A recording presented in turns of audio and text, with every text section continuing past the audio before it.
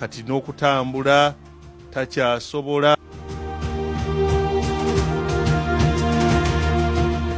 Twebaza Allah tusobozezza okutuuka ne tusaba abongere riziki ayongere okubagabirira.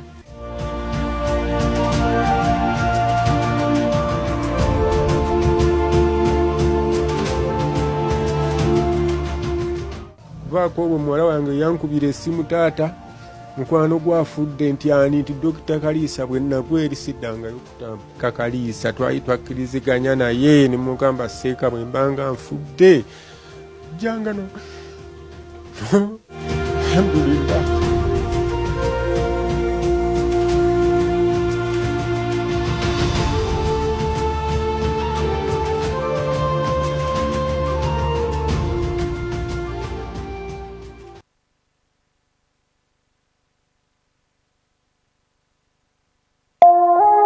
Eno ye Salam TV.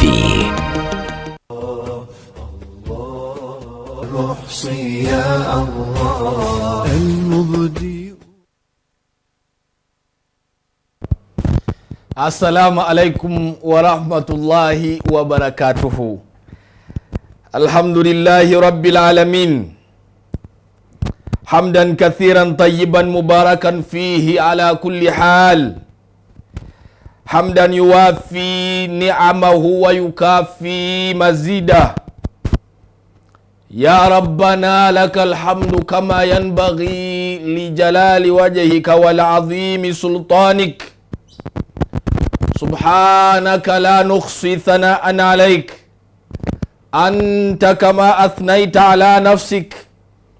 اللهم صل على سيدنا محمد صلاة تنجينا بها من جميع الأهوال والآفات وتقضي لنا بها جميع الحاجات وتطهرنا بها من جميع السيئات وترفعنا بها عندك أعلى الدرجات وتبلغنا بها أقصى الغايات من جميع الخيرات في الحياة بعد الممات وعلى آله وأصحابه وسلم تسليما كثيرا كثيرا إلى يوم الدين. بدوا الله abazana ba Allah abange omulangira w'ebukoto ekiro ky'olunaku olwaleero nze mbabuuzaako oluvannyuma lw'okutendereza Mungu subhanahu wa ta'ala oyo Allah waffe yatujja ku lwokuna oluwedde.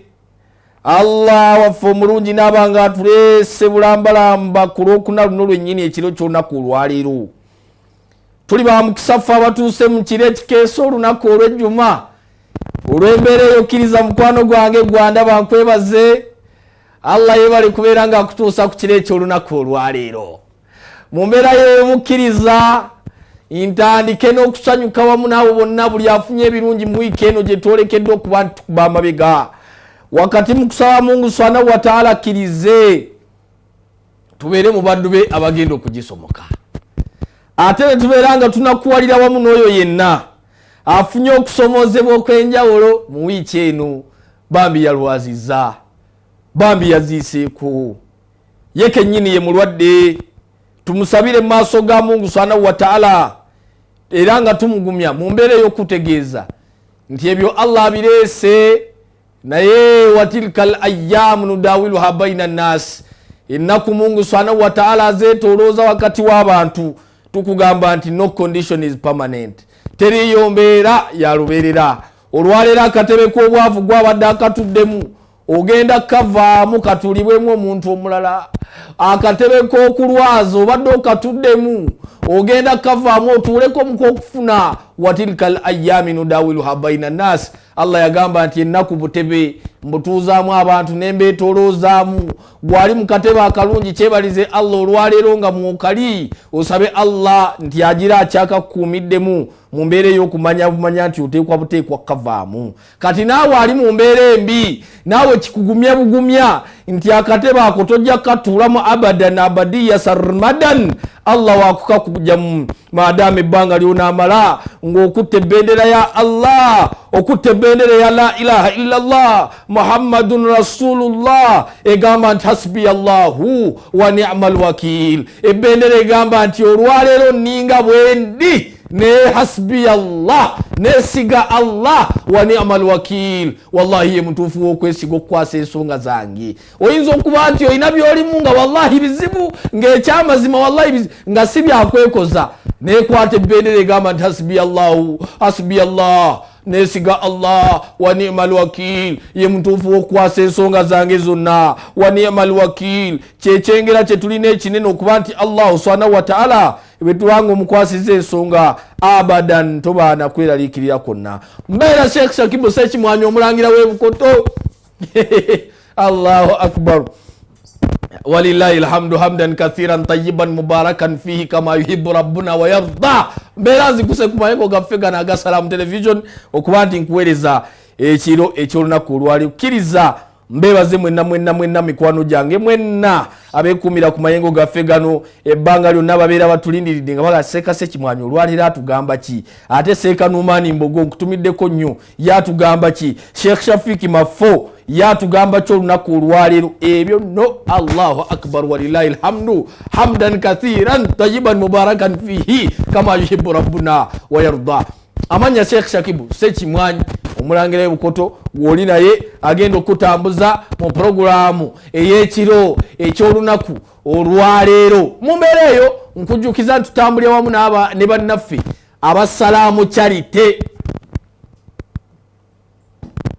tambulira wamu ne bannaffe abasalamu charity mu programu yaffe era nga bo bakugamba nti kyabuvunaanyizibwa nnyo okubanga musoma ng'ate bw'osaddaaka nga bwe musoma ate nga bw'osaddaaka mukwano gwange omulungi ndaga nti mu kirasi mwoli gwe mukwano gwange gwe tubeera ffenna ku mayengo gonna TikTok, YouTube, ani mukwano gwange nyaniriza mu kirasi owa Airtel ojja kunyiga *85 bw'omala okunyiga *85 n'omala okunyiga *9 then awoteekamu omuwendo gwa ssente gw'oyagala okusaddaaka ng'oyita mu Salamu mu kitongole ekya Salamu Charity ng'ate effe kennyini aba Salamu TV Salamu Charity awamu ne Salamu TV yisaamu obuyambi bwonna bw'oyagala okuba nti otutuusaako nkulayirira wallahi tujja kubeera nga tubufuna nyiga *85 onyigemu merchant code yaffe eya Airtel eri 43 42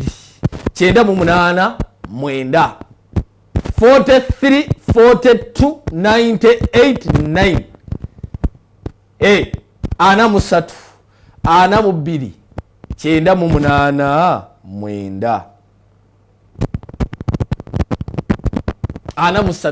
98 9 then producer anterayo MTN eri 10 MTN eri star 65 star 1065 star 3 then eyo woba ogimaze nyiga 3 58 65 weekwate kuba naffe abasalamu Charity osaddaake nabo ekiro ekyolunaku olwaliro riziki yo tujja kubeera nga tugifuna biidhinihi tabaraka wa taala n'olwekyo mukwano gwange gwandaba olwaliro kankutandikire ku hikima ya Mungu subhanahu wa taala olwaleero mukwano gwange gwandaba programu yange eno bwe tuba tugibeerezaamu abazze nga batugoberera ebbanga lyonna twejjukanya butya bwe tuyinza emiwaatwa gyonna mwe tuyinza okuyita Mungu subhanahu wa taala n'atujja mu bizibu ebyenjawulo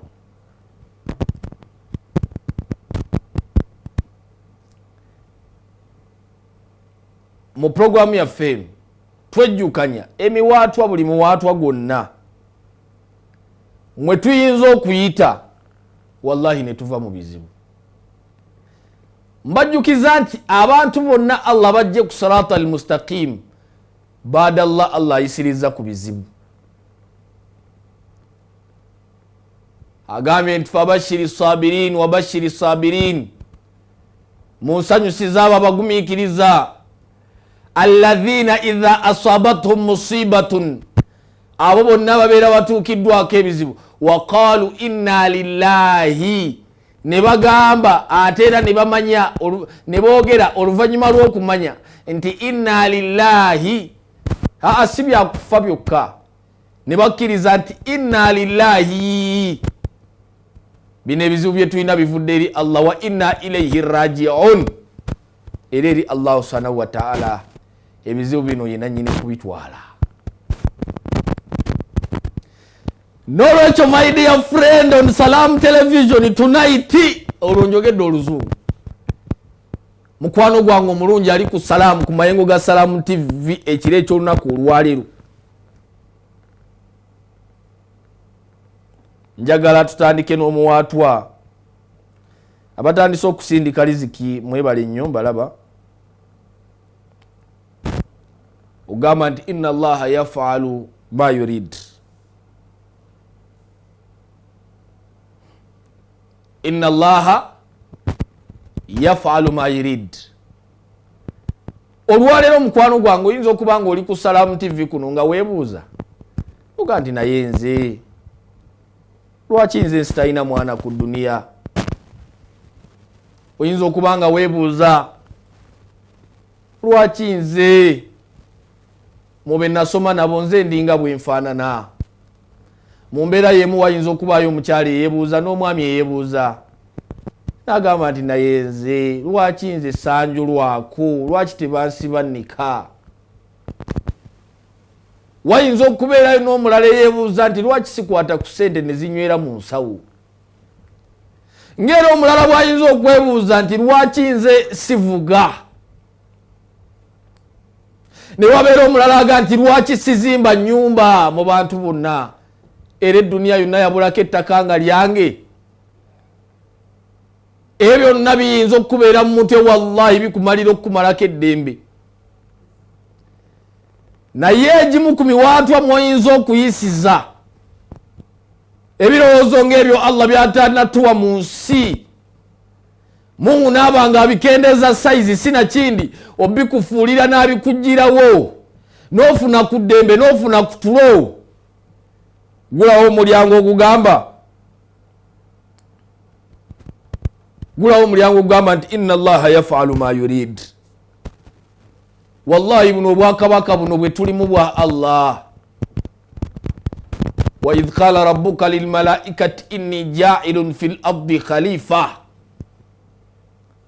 Allah yakeera bukeezi ne software we n'aga nti ngenda kuteeka abantu ku nsi. Bino bye tulimu bya Allah, abange dunia ya Allah, ensi gye tuliko ya Allah tekumenya. Inna allaha yafalu ma yurid, Allah akola byabeera ayagadde. Ekyo kikuwa eddembe. Ne Maryam alayhi salatu wassalam ayina bye yagamba nti qalat rabbi anna yakunu li waladun walam yamsasni bashar. Ayina leero yabuuza malayika ng'emujjidde nemusanyusa n'amawulire ag'okufuna omwana.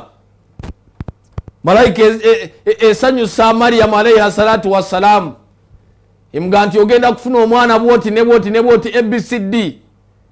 Maryam alayhi salatu wassalam agamba nti qalat rabbi, agamba nti ya Allah omulezi wange ngenda kufuna ntyo omwana walam yamsasni bashar, ng'ekyamazima sibeerangako na musajja yenna. Bamugamba batya? Bamugamba nti kadhalika llahu yakhluqu man yasha, kadhalika llahu yakhluqu man yasha. Bamugamba nti ebyo byonna Mungu subhanahu wa ta'ala atonda nga bw'aba yagadde. Ne aya endala nyingi Mungu subhanahu wa ta'ala ng'aga nti inna allaha yafalu ma yurid, Allah akola ebyo byonna by'aba yagadde. Mu aya endala Allah subhanahu wa ta'ala surati al-Hajj agamba nti waman yuhini llah omuntu yenna Allah subhanahu wa ta'ala wa man yuhinillah omuntu yenna Allah subhanahu wa ta'ala gwabera akakanyiza gwabera mye ekitiibwa gwabera mye okulabika mu bantu wa man yuhinillah Allah gwabera mye okulabwawo Allahu akbar agambye fama lahu min mukrimin teri yayinza kumuwa kitiibwa omuntu abeera Allah gwabera akakanyiza wama lahu min mukrimin teri yayinza fama lahu min mukrim teri yayinza kubeera nga amuwa kitiibwa Allah gwabera akakanyiza gwabera mye okulabwawo gwabera mye tutumu fama lahu min mukrimin teri yayinza kumuwa kitiibwa n'agamba nti inna Allaha yafalu ma yasha Allah akola ebyo byabeera ayagadde. Olwaleero abantu bawakamya obuyinza bwa Mungu subhanahu wa ta'ala n'alaba gundi nga Allah amusitudde n'alaba seeka gundi n'alaba omukyala gundi lwaki gundi yalina amayinja ago yalina ranka zino fama lahu min mukrimin abanga abantu Allah be yawa naye abanga boogerebwako Allah asitudde zikiri zaabwe agambye nti waman yuhinillah Allah babeera akakkanyiza si kubakakkanya eri abantu Allah be yafuulanga bo babe balina kubeeraawo. Wallahi ne bw'oyagala okwesitula nga Allah tayagadde tosobola abadan. Ne bw'oyagala okwegulumiza nga Allah akukakkanyiza tosobola. Byonna byogezaako okukola bifuuka nonsense mu bw'oyagala okwesituliramu. N'agamba nti naye walakinna Allah ekyamazima kiri nti Allahu yafalu ma yasha Allah subhanahu wa ta'ala akola ebyo byaba ayagadde. Kikujjemu ekibuuzo ekyebuuza nti naye nze lwaki ndi bwenti lwaki sizaala lwaki sifuna lwaki nze sitavuga lwaki nze sitazimba lwaki ekyo wona amanya nti Allah akola byayagadde takola gwe byoyagala. Ezo na aya zetulaba Allah akujja kibuuzo akujja pressure ku mutwe nti omutonzi waffe yasalawo. Allahu yafalu ma yasha akola byaba yagadde. Ogenda mubuuza ki Allah ogenda muvunaana ki tewali. Mu aya endala eri mu surati al-Baqara aya 253 Allah agambye nti walau shaa Allahu maqtatalu walakinna Allah yafalu ma yurid. Singa Allah yagadde olidde singa Allah yali agadde abantu abamu tebaali badde awo nga balwanagana. Abantu tebaali lwanaganye mu nsi muno mwali badde mwenanga amagezi gassa kimu. Allah bwe yali agadde bonna yali balungamiza yali lungamiza abantu bonna bwe yali agadde netubanga ffenna tuli ba Muhammadi tuli ba Hashimu tuli ba Musa tuli ba Swaibu nga tetulinaamu ba Peter ne ba John. Ne Allah n'agamba nti inna Allah yafalu ma yurid aw yafalu ma yasha. Allah aya nyingi Mungu subhanahu wa ta'ala ng'akulaga nti akola ebyo byaba ayagadde. Abange twekwate ku Mungu subhanahu wa ta'ala twekwate ku Allah. Byonna bye twagala toyinza kubibeera wallahi nga Allah tayaga. Twekwate ku Allah. Agambye nti ya Ibn Abbas agambye Ibn Abbas rahimahullah ani ayogera mutanda waffe Muhammad sallallahu alaihi wasallama akwata Ibn Abbas ku kibegabega mugamba nti ya ghulam nkubulira ebigambo bino bikutambuze bulungi mu nsi nga toyina pressure. Agambye nti abantu bonna owulidde ihfadillah yahfadhuk ihfadillah tajiduhu tujahak. Owulidde namugamba nti wa alamu anna an-nas law ijtama'at ala an yanfauka bi shay'in lam yanfauka bi shay'in illa qad katabahu Allahu lak aw alayk. Kama mfe Muhammad sallallahu alaihi wasallam akute Ibn Abbas ku kibegabega amugambye nti nkubulira ebigambo bino wammanga amugambye nti kola ebya Allah ne Allah akola emirimu egijjo.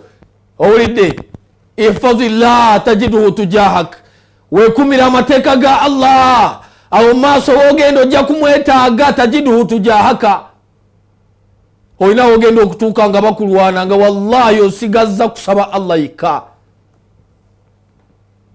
tajiduhu tujahaka maaso awo yaliwo ifadhillah abange mwekumira amateeka ga Allah tajiduhu tujahaka mu mwana ndani Mungu yalimu mwana ndani Allah yalimu awo ojja okwetaaga Allah namugamba nti waalamu era njagala omanye wulira ebigambo ebijjako presi ebikutula kebo nti waalamu njagala omanye law ijtamaat abantu bonna law ijtamaat nnas abantu bonna ne bebaali ekuŋŋaanyiza ala an yafauka bishaiin ng'abantu beekuŋŋaanyiza mu mutima omulungi kale bambi tumutaase agaggawale kale bambi tumutaase awone lam yanfauka wallahi tebakisobola illa bishaiin kad katabahu llahu laka okujjako Allah kyakkaanyiza nakyo nti ekyo nange ku bantu kwendi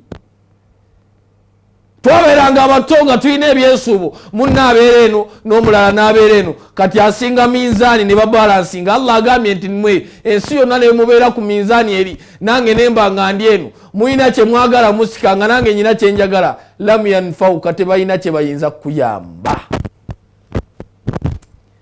era muve kubeŋŋanda muve ku bantu ba famire okubeerawo n'otuula ku bantu ba famire gundi tanyambye kojja gundi taata gundi soyenga gundi wallahi tebalina kye bayinza kukuyamba okujjako nga Allah kanyiza nakyo si be balina ezizo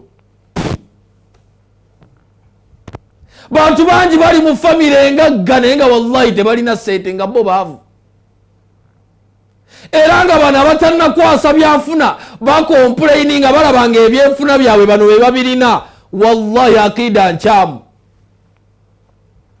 bano bennyini Allah amala kutowa amuru n'agamba nti abantu abo mubayambe Allah amala kibassa mitima n'agamba nti abantu abo mubabeererewo tebayinza nemwe mwetololamu newemu ate illa bishaiin kad katabahu llahu laka okujjako nga Allah kanyiza nakyo abantu sifa abasalawo Allahu yafalu ma yurid Allah akola byaba ayagadde lwaki sifumbirwa Allah lwaki sigaggawala Allah lwaki sizimba Allah mwekwate ku Allah Allah ensonga zaffe yagenda okuzimaliriza bwoba teweekutte bulungi ku Allah tayinza kuta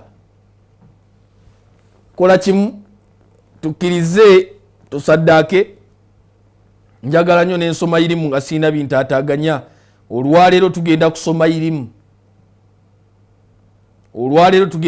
irimu naye nsaba munyambeko ng'oyita ku Salam Charity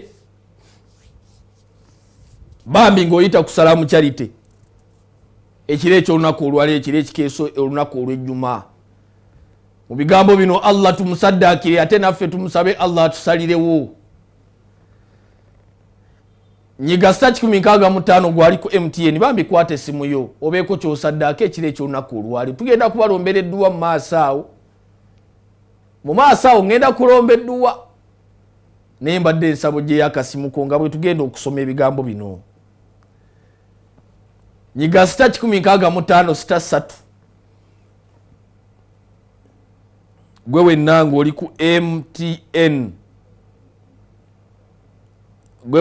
ku MTN nyiga star 165 star 3 bw'omaliriza onyige merchant code eya 3 5865 njagala kati kusoma message zammwe weereza sente weereza akantu konna koolina weereza obuyambi weereza saddaaka yo ku star 185 star 9 gwali ku Airtel kwata essimu yo mu programu yaffe eno kwata essimu yo weereza saddaaka yo weereza ekiweebwayo kyo weereza okuwaayo kwo weereza obuyambi bwo ng'oyita mu kitongole ekya Salam ne Salam ebeeka abantu beetuukako nga beetaaga obuyambi programu eno tusiima nnyo bakama baffe Alhaji Abdul Karim Kaliso okuteerawo programu yaffe eno n'agiteerawo abantu ebintu bino abantu tebabyagala ebintu ebyokusaddaaka ebintu ebyokwogera ku ssente abantu baagala nnyo okuba nti oba oliawo tubasomera irimu ne tusoma irimu naye wallahi mukama waffe batuteerawo programu yaffe eno tuyiseemu tuyiseemu obuyambi bubeeko abantu bebutuukako abanga abantu abamanya ebya TV abantu abamanya empewo kyekitegeeza empewo tegulika naye bakama baffe okuba nti bawaayo obudde buno nga babuweereddeyo omuntu owa bulijjo omuntu ateesobolerako ddala ne bagaa nti tumuwadde essaawa nnamba abawaali mujje musome irimu naye mu kusoma irimu tubeeko n'abantu betuyamba abantu mikwano gyammwe olidde abalabi baffe tubaweeyo obudde obwo buli ssaawa 3 ez'ekiro paka ku ssaawa 4 tubeere nga puroguramu eyo tugiyisaamu kuba nti eyamba omuntu ateesobola empewo si yakusaaga empewo ya bbeeyi gwe oba oyagala okakasa nti empewo ya bbeeyi jangu osaba akalango ka ddakiika 2 ojja kutegeera nti empewo ya bbeeyi jangu osaba akalango kale jangu ogambe nti njagala kubuuza ku bantu eddakiika 5 ojja kutegeera nti empewo ya bbeeyi naye wallahi twebaza bakama baffe omutima omulungi okuwaayo almost essaawa namba anawa ne bagaa nti musomesa abantu basome irimu ate nga n'okuwaayo bwe bawaayo mu puroguramu yaffe eyo tubeeko omuntu gwe tubeererawo tubeeko omuntu gwe tubika tubeeko omuntu gwe tuliisa tubeeko omuntu gwe twambaza buli ssaawa 3 paka ssaawa 4 ez'ekiro tubeeko omuntu gwe tubeererawo mu puroguramu yaffe eyo sikyakuzannya n'olwekyo nkusaba gwakutte essimu yo mu puroguramu yaffe eno nyiga *165 gwe aina Airtel twegatte wamu n'ekitongole kino ekya Salam Charity nyiga *165 *3 onyige *3 5 65 nyiga 3 5 65 eyo ye merchant code eya MTN yes 3 5 65 *165 *3 *3 then hash teekamu omuwendo gwa ssente gwonna gweyagala okusaddaaka gweyagala okuwaayo ku Allahu gweyagala okubeererawo omuntu gweyagala okuliisa omuntu gweyagala okwambaza omuntu ku MTN then owa Airtel nyiga *185 owa Airtel nyiga *185 onyige *9 bw'omala okunyiga 9 merchant code eri 43 42 9 9 merchant code ya Airtel eri 43 42 9 9 yes 43 42 98 then 9 bw'omaliriza ekyo teekamu omuwendo gwa ssente gwonna gw'oyagala ojja kubeera nga oli naffe wano ku Salam TV awamu ne Salam Charity nkujjukiza ekiro eky'olunaku olwaleero gwe yenna omulabi atulaba ng'oli mu bitundu by'emulagaawo Kamoocha ani ebyo ebitundu byonna ebyetoloddeawo owulidde Kyebando luddawa ekya tubakoowola Salam TV awamu ne Salam Charity tugenda kusaalira ku Masjidi Nur enkya tugenda kusaalira ku Masjidi Nur timu ya Salamu yonna Salam Charity Salam TV tugenda kusaalira ku Masjidi Nur Old Mulago olaba ku junction ye Mulago eyo olidde waliwo junction kino kikirya Kyebando kino kigenda Kalerwe kino kiva ku Mawanda Road then oyambuke ekyeche ekidde Mulagao ku Old Mulagao awo mu kasenta obobuuliza Masjidi Nur enkya Salam TV ebakoowola ne Salam Charity timu yonna tugenda kujjawo tugenda okusaalira ejjuma yaffe insha Allah tujje tuteeke tofaali ku Masjidi Nur Masjidi Nur awo bayitawo ndaba simanyi mabegawo akatala waawo Old Mulagao we tugenda okusaalira insha Allah nga bwonyiga mu merchant code zaffe ezo gwe owa Airtel ne MTN kiriza ngende mukuumulako akatono kankomewo Sheikh Sakibu Sekimwanyi omulangira Bukoto kankomewo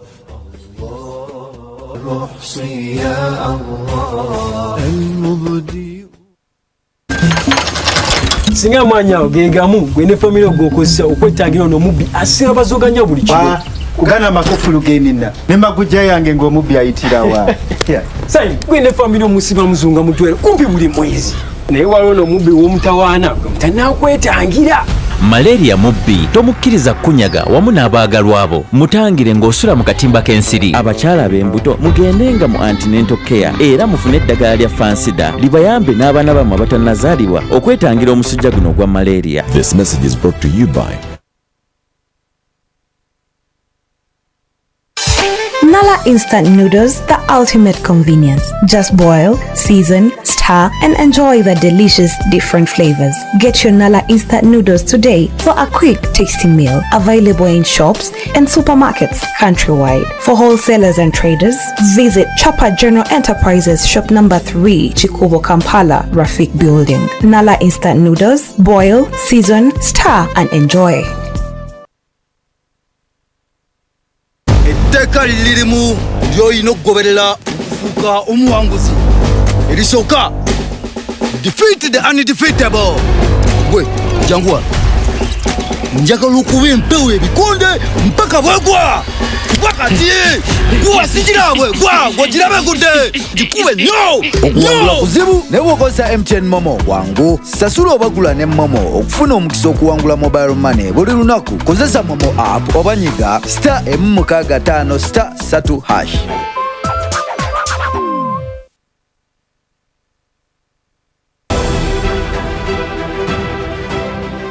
I'm one of the scientists now doing research on plastic technology recycling, where we can be able to produce other products from plastic waste. For example, we are trying to develop a plastic tile with sand plastic tile, that it is unbreakable, it can be shifted from one roof to another. So this is a project we are working on. It's our initiative as Kazire Group of trying to reduce waste from the environment. Brothers and sisters, taso butonde for a better Uganda. This message is brought to you by National Environment Management Authority, Kampala Capital City Authority, Vivo Energy, Airco, Pepsi, Stanbic Bank and NBS TV.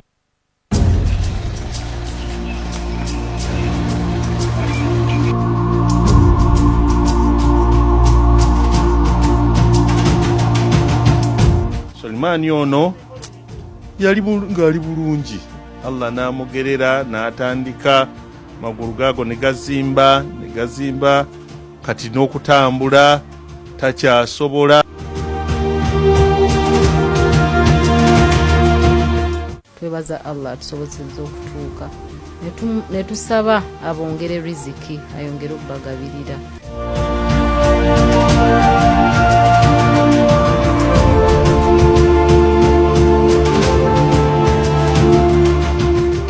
vaako obwo muwala wange yankubira essimu taata mukwano gwafudde nti Dokita Kaliisa bwe nagweri siddangayo kutambika Kaliisa twali twakkiriziganya naye ne mugamba seeka bwe mbanga nfudde janga no alhamdulillah.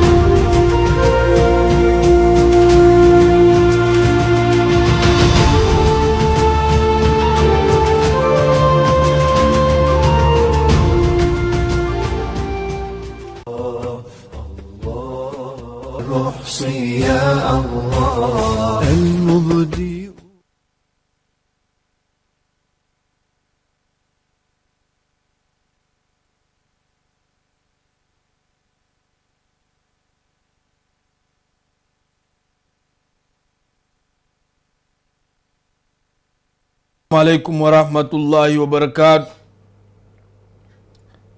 نحمده ونشكره ونؤمن به ونتوكل عليه ثم نصلي على أشرف الأنبياء والمرسلين حبيبنا مولانا مصطفى محمد صلى الله عليه وسلم. Mukirize mikwano janga balungi mbakuliseeyo nnyo nnyini ddala wano ku mayengo gaffe aga Salam Charity awamu ne Salam TV. Tuli ku live Salam TV ne Salam Charity. Tugendedde mukumulako wallahi ng'eriziki mugiweereza. Era mukama wange producer onkoze bulungi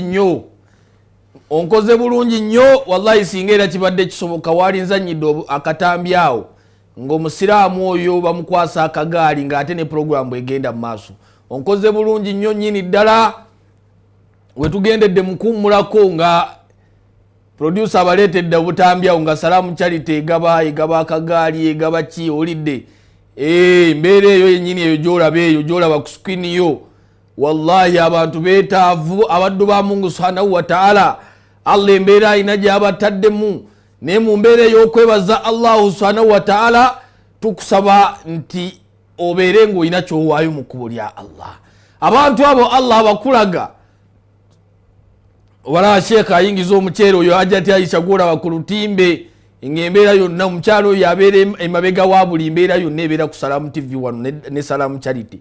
So Allah akuwadde n'abanga gwakyakuwadde ebirungo byo olidde bebakuwa embeera bbiri ne bebakuwa ebifo bibiri ekifo ekyokutuula mu kagaali ako gweno tukusondere n'ekifo ekyokuba nti gwasonda osolawo kiriwa ekifo ekyokuba nti oli eno oli mu kifo ekitaliimu mmere nga wallahi gwe balina okuleetera emmere n'ekifo ekyokuba nti oliawo kati wooli gwawaayo olonda kiriwa mukwano gwange merchant codes eyo zennyini zolabawo ku screen yo baako kowaayo olw'abantu abali mu mbeera enzitozito mu mbeera ey'okwebaza Mungu subhanahu wa ta'ala mu mbeera ey'okwebaza Allah akuwadde ebiyungo n'obanga olwaleero osobola okukwata essimu yo akuwadde ebiyungo n'obanga oteeka essimu kutunga owulira Allah akuwadde ebiyungo n'obanga boogera ekigambo n'okiyisa mu bwongo n'okifumintirizaako Allah akuwadde n'abanga akuwadde maali nga ku ssimu osuzaako n'omanya n'ezoonaalya wiiki ejja wallahi ku nkuyanja y'abaddu abali eyo nga tamanyi kyagenda kulya mu kiro essaawa zino tuli mu kyeggulu waliwo abatudde mu dining nga mulya naye ng'omuddu teyafunye kyalya kya misana nga n'essaawa zino wetwogerera tannaba kumanya kyagenda kulya. Yamba omuddu ng'oyita ku star. Yes, yamba omuddu ng'oyita ku star. Katusooke n'aba MTN. Owa MTN nyiga star 165 nyiga star 165 gwali ku MTN oteeke mu 3 onyigeera star teeka mu merchant code ya fawe erya 3 586 nyiga star wa MTN nyiga star 165 star oteeke mu 3 then onyige star onyiga 3 ye merchant code ya fe eya MTN. Then gwe ayagala okuyamba ng'oyita ku Airtel nyiga star 185 star 9 merchant code ya Airtel erya 3 42 98 9 erya 3 42 98 9 njiddamu mukwano gwali ku Airtel ayagala okubaako nekyoyamba nyiga star 185 star 9 star bomala okunyiga star bajja kubuza merchant code yaffe ya Airtel erya 3 42 98 9 ojja kubanga olina gw'oliisiza olina gw'onyweseza olina gw'oyambazza n'5000 zo n'omutwalo gwo n'ebiri gyo n'etaano gyo giteekwa okubanga girina omuntu gwe gisuzizza obulungi ng'oyita ku star 185 star 9 bw'omala okunyiga star 9 nyiga 43 42 98 9 wano ku mayengo gaffe aga Salam Charity ne Salam TV tujja kubanga saddaaka yo tugifuna bulungi nnyo nnyini ddala. Mbajjukiza nti olunaku olw'enkya mikwano gyange abalungi mwenna Kamoocha, Ntinda, Bukoto, Kyebando, Kaleerwe mwenna tubakoola ejjuma ya Salamu tusiimye ejjuma bakama wange basiimye ejjuma ne bagaa nti ejjuma eya Salamu tugitwale ku Masjidi Nur Old Mulago Masjidi Nur Old Mulago enkya Salam TV Salam Charity wetugenda okusaalira jangu osaale wamu n'aba Salam TV ne Salam Charity ku Old Mulago Masjidi Nur tubeeke toffaali lye tugatta ku busiraamu ffenna nga tuli mu kifo ekyo insha Allah. Essaawa zijja kuba ssaawa 6 mujje ejjuma 6:45 ejja kuba esumulukuse n'olwekyo masjidi bagiyita Masjidi Nur Mulago Mulago omukadde olidde awo nga katala awo waliwo omuzikiti oguzimbiddwa guyikise sirabu wetugenda okusaalira enkya insha Allah. Ne bakama baffe tiimu ya Salam Charity Salam TV fenna tujja kubeerawo tukoowola otegeeze munno ne munno ategeeze munne mujje tusalirawo fenna nga Salam Chaite ne Salam TV emulago ku Masjid Nur insha Allah tabaraka wa taala. So wetugendedde mukuumulamu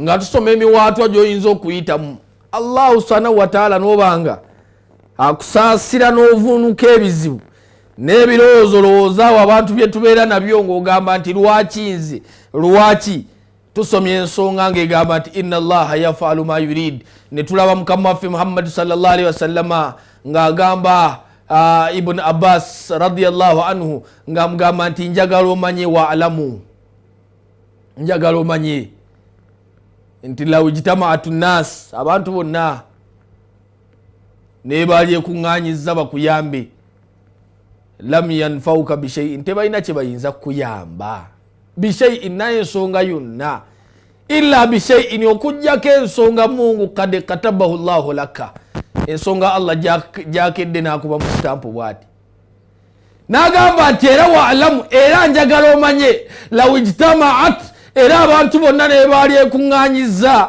ala an yadhurruka bishaiin nga beekuŋŋaanyizza bakutuuseeko obulabe lam yadhurruka wallahi tebalina kye basobola illa bishaiin kad katabahu llahu laka okujjako ensonga Allah gyabanga yakuwandiikako ng'era naye akubyemu stampu n'agamba nti kale nzikiriza bamutemule kale nzikiriza bamubbe kale nzikiriza Allah waba takonye mu stamp abadan tebalina kye basobola kukola wallahi. Wano nga twogedde ebigambo gwe tomanyiyo omuntu gwe boogeredde emyaka 4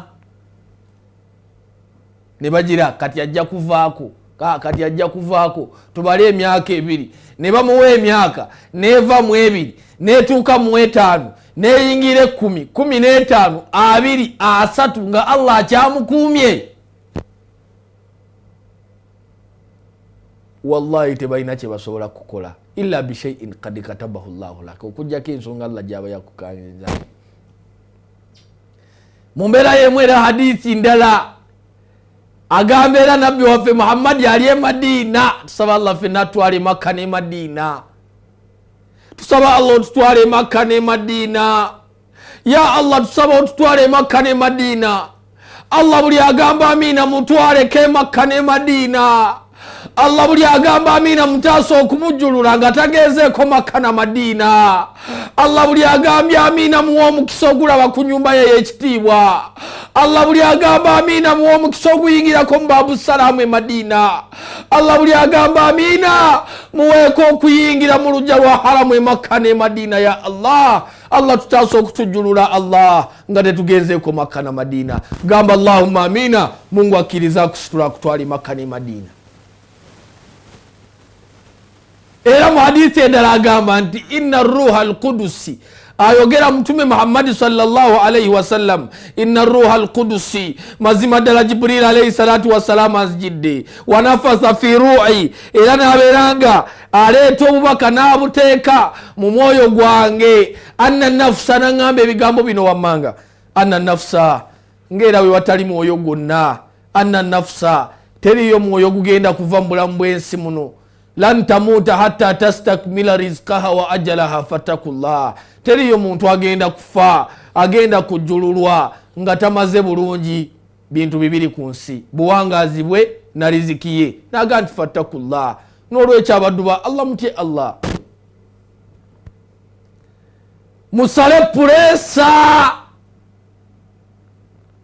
lan tamuta togenda kufa hatta tastakbira rizqaka wa ajalaka fatakullah okujjako ng'omaze kulya mmere yonna Allah gye yakuwandiikako neggwa ku nsi n'oyambala engoye Allah ze yakugerera ne zikuggwako n'oyambala n'onywa n'olya wa ajalak n'obuwangaazi bwo Allah bwe yakuwandiikako nti ali wangaala emyaka 4 ne wiiki n'omwezi gumu ne wiiki 2 owulidde n'essaawa 12 n'eddakiika 4 n'obutikitiki 10 bonna ojja kumala kubukozesa bulungi naga nti kati lwaki weemalamu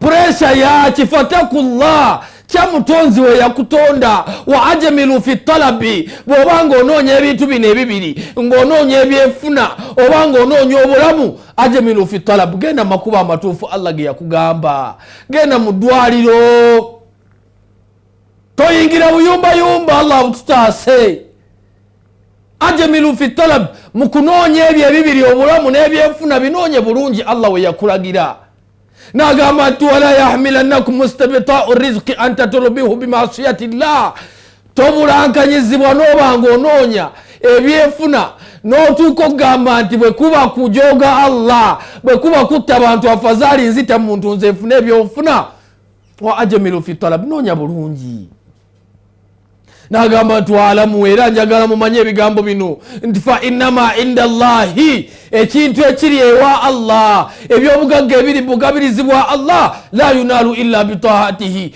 toyinza kubifuna okujjako ng'omaze kugondera Mungu subhanahu wa ta'ala omutonzi waffe yasalawo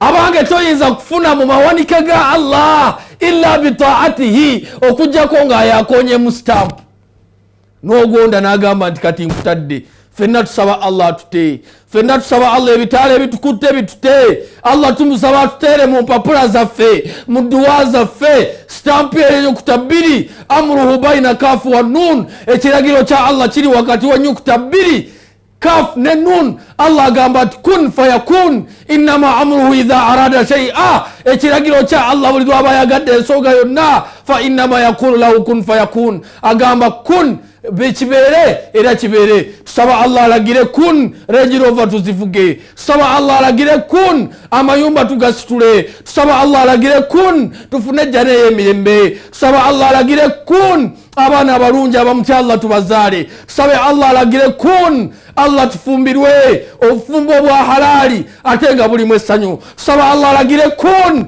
tufune ku ssente ate nga zirimu eddembe tusaba Allah alagire kun atulwanyisiza abalabe baffe bonna nga bwe yagamba nti innama amruhu ekiragiro kya Allah idha arada shay'a bw'aba yagadde ensonga yonna fa innama yaqulu lahu kun agamba kun era ne kibeera nsaba Allah akugambire kun mu nsonga zo n'olwekyo saddaaka ng'oyita ku star yes saddaaka mukwano gwange omulungi meseji zammwe obwedda wano nziraba zijja mpola mpola mpola mpola mpola mpola mukwano gwange omulungi saddaaka Allah mikono gyange mbaagala nnyo saddaaka baako ne koowaddeyo Allah akuteere stampu y'ennyukuta bbiri bakama bange mwankola bulungi ekiro ekikeesa olunaku olw'ejjuma gamba amiina ate nga bw'osaddaaka nyiga sita 185 sita mwenda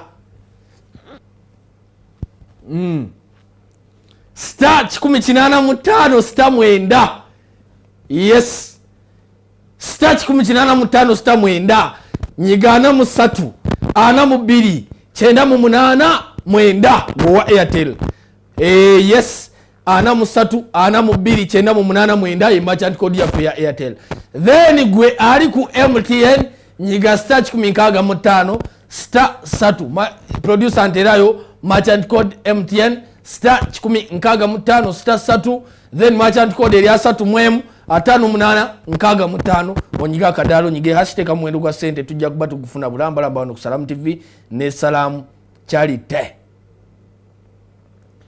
n'olwekyo mukirize nsome ku message zammwe ez'olunaku olwaleero kansome ku message zammwe ez'olwaleero Allah mwebale kukola bulungi obutagambika wallahi message zammwe ez'olunaku olwaleero Hamza Kasujja wallahi message yetuuse oli omu kubasoose okuba nti owaayo wano ku mayengo gaffe aga Salam TV ne Salam Charity Sauda Nankyanga buli kiro Sauda Nankya ali omu kuba waayo wano buli kiro Hasfa Agasha naye bambi awaddeyo Nazifa Nambogo Nazifa awaddeyo Sauda Nankya bambi naye awaddeyo Sauda Nankya lyerimu kumanya kati agandi mutwe buli lunaku nteeko galabako Zulufa na Nyonjo nawe waddeyo riziki yetuuse Zubeda bonna baana ye omu naye kumanya agasomebwa wano buli kiro. Aisha Nakanjako naye bw'atyo. Ahmed Kizito y'omwera kuba Waayo wano buli kiro. Haruna Kato omutwalo gw'ensimbi gutuuse. Haji Sekiwunga naawe oli omu ku batuuse ekiro ky'olunaku olwaleero. Ani omulala? Fatiha Saba naawe otuuse. Hasani Zungu naawe riziki yetuuse. Ahmed Iga naawe riziki ongifunye. Yusufu Isa Ahmed Mwanaisha naawe otuuse. Yusufu Isa naawe otuuse. Rukia Kyambadde naawe riziki yetuuse. Ruth Katima yakulembedde ekiro eky'olunaku olwaleero n'emitwalo 385. Ruth Katima yakulembedde ekiro eky'olunaku olwaleero n'emitwalo 385. Emitwalo 385 gye gikulembedde olunaku olwaleero. Nsaba Allah akusitule, akusukkulumye, akulungamye, akutaasa obwavu, akutaasa okudda emabega, ebbanga lyonna osonge nga busonzi mu maaso. Masitula Birungi naawe meseji yetuuse. Rajabu Musa meseji naawe etuuse. Umar Wanyonyi buli kiro naawe meseji yetuuse. Saidi Kamara naawe otuuse. Sala Mabuya naye bambi n'agobagobako n'emitwalo 210. Zaamu Nakayenga ono naye gemanya agasomebwa wano buli kiro. Zaamu Nakayenga ne meseji yo naawe etuuse. Musa Kawere meseji yo naawe etuuse. Abdu Ibrahim naawe bambi otuuse. Nasuru Kibedi bambi naawe otuuse. Musa Sebide naawe otuuse. Musa Sebide. Sharifa Kalyango naawe otuuse. Sharifa Kalyango amaze n'akomawo mu mbeera endala. Alhamdulillah.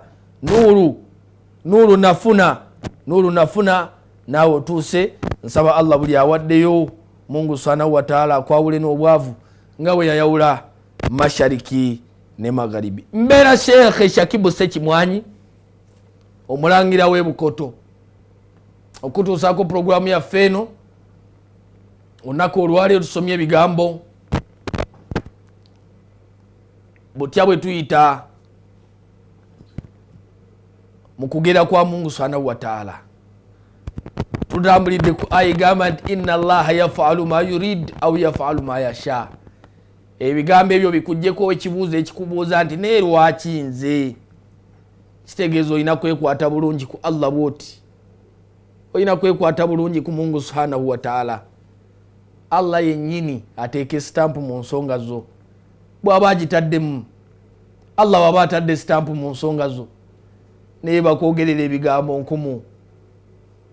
Naye bakwogerera nti oyo malaaya. Tebalina kye bayinza kukosa.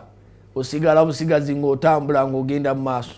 Oyo mubbi ng'osigala otambula mu maaso. Omufere ng'otambula ogenda mu maaso. Musezi ng'ogenda mu maaso. Mulogo ng'ogenda mu maaso. Ate banakukola ki?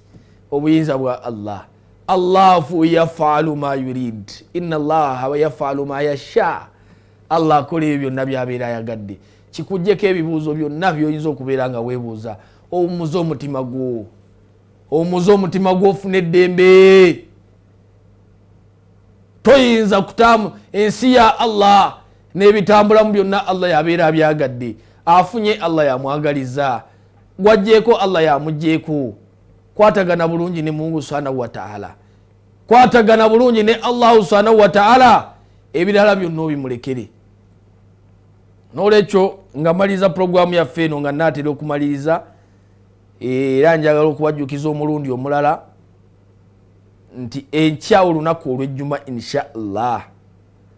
Olunaku olw'ejjuma olw'enkya Salamu TV awamu ne Salamu Charity ejjuma yaffe egenda kubeera mulago. Ejjuma yaffe egenda kubeera mulago. Masjidi Nuru Mulago omukadde ewa Imamu Kivumbi Bashiri njerabidde erinnya eryokubiri ewa Imamu Kivumbi owulidde emabega w'akatale Mulago omukadde ejjuma y'enkya gye tugenda ogitwala Salamu TV ne Salamu Charity bakama bange bonna bagenda kubeerayo Alhaji Abdul Salamu ali Kinobe n'abalala Musa Kikaye n'abalala bonna bagenda kubeerayo.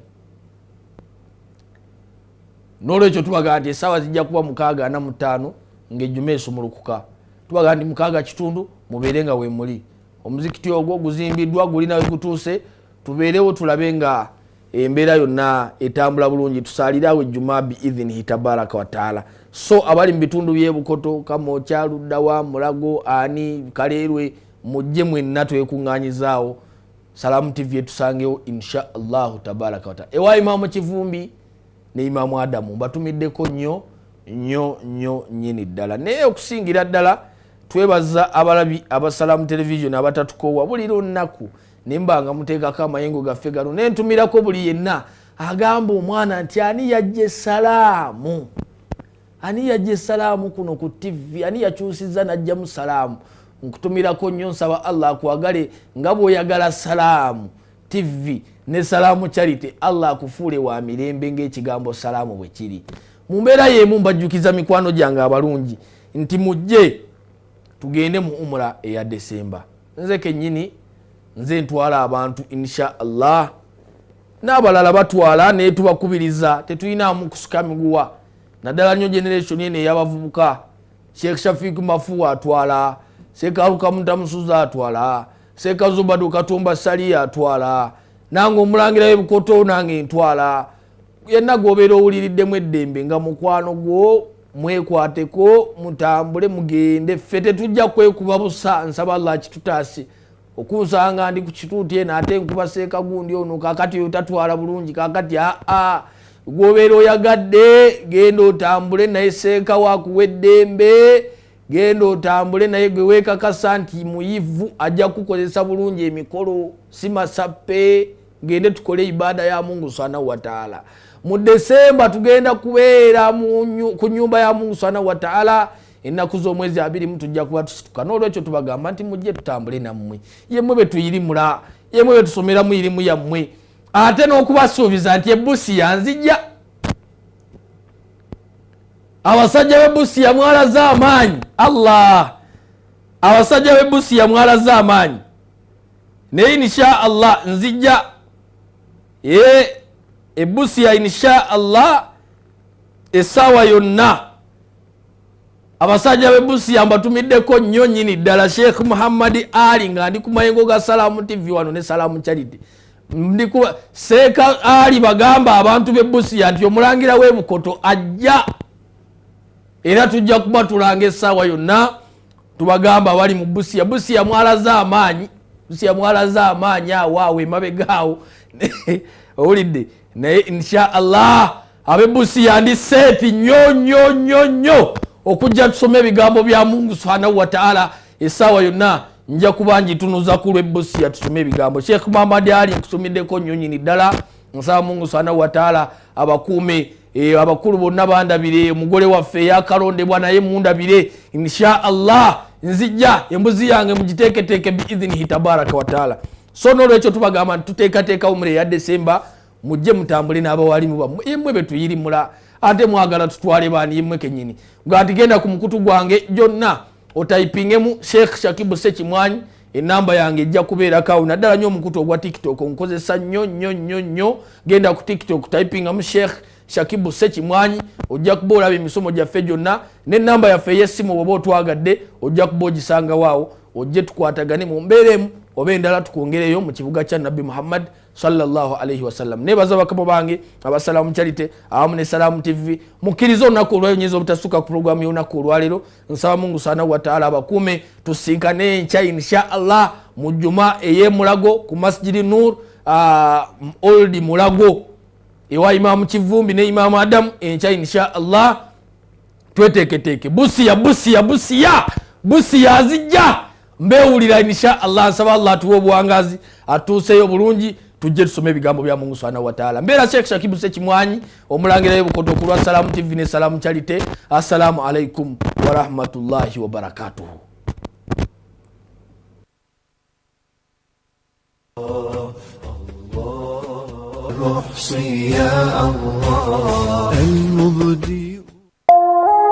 Eno ye Salam TV.